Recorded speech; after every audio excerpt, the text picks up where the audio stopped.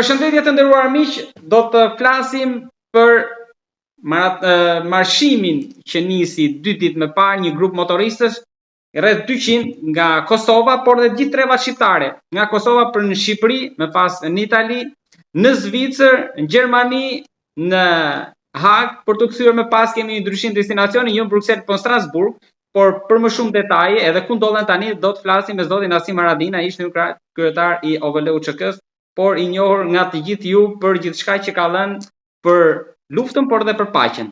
Zoti Haradina, përshëndetje dhe faleminderit. Përshëndetje për ju dhe të shikuesit juaj. Faleminderit. Po gjithashtu përshëndes, mi përshëndes edhe të gjithë demonstrues që do të mbledhen atje anë man vizë tona shqiptare në Tiranë.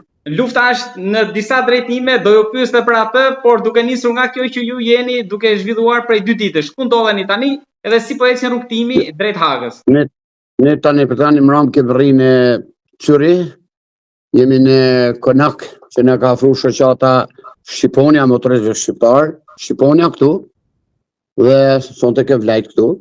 Sa për përmesim pak, ne kemi qenë numër më i vogël nga Kosova, parasysh se shumica e njerëzve të Kosovës, po dhe shqiptarët që janë këto si motorista.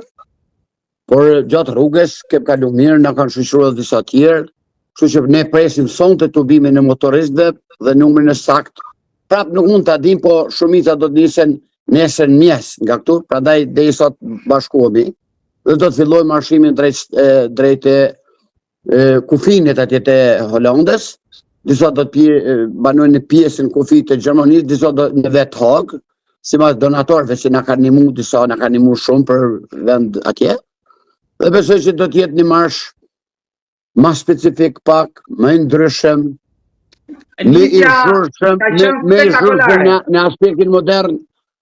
Dhe duhet të ceki prej fillimit se këtë protest e ka thirrë platforma Liria ka emër, që është Zoti Sman Tashulli me shokët e tij bashkë dhe unë personalisht, po edhe shokët tjerë ju i kemi për krah.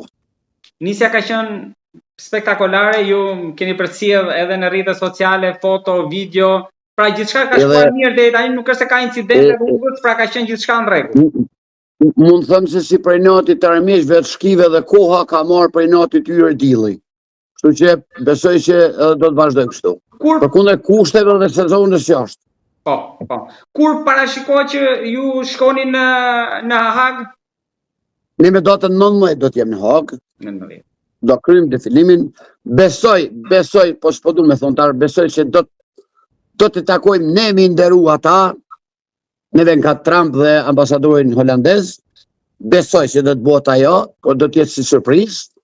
Nësa pjesën tjetër do të kryejmë pjesën juridike, që kemi kërkesat tona juridike që janë shkruar dhe janë rregulluar me juristë të njohshëm, ku kërkohet drejtësi, ku kërkohet monitorim për këtë padrejtësi që po atje, dhe ku kërkohet mbrojtje nga shkeljet elementare, humanitare, njerëzore që po bëhen brenda aty lokacionit të burgut vetë në Scheveningen.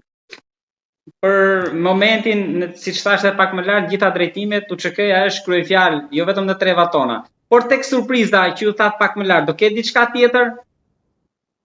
Po besoj që do të ketë, ne kemi shumë surpriza, qytetarët na kanë thirrë, po ishte rruga, na kanë thirrë, janë të interesuar qytetarët shqiptarë që janë këtu, janë të interesuar me na gostit, me na qaros, me na nderu, me kafe, me ushqime, me normal me edhe mbështetje morale, por ajo që është më surprizë janë që edhe besoj që do të na bashkohen edhe shumë qytetarë tjerë jo shqiptarë, do të shtetash të Gjermanisë, do të Holandës.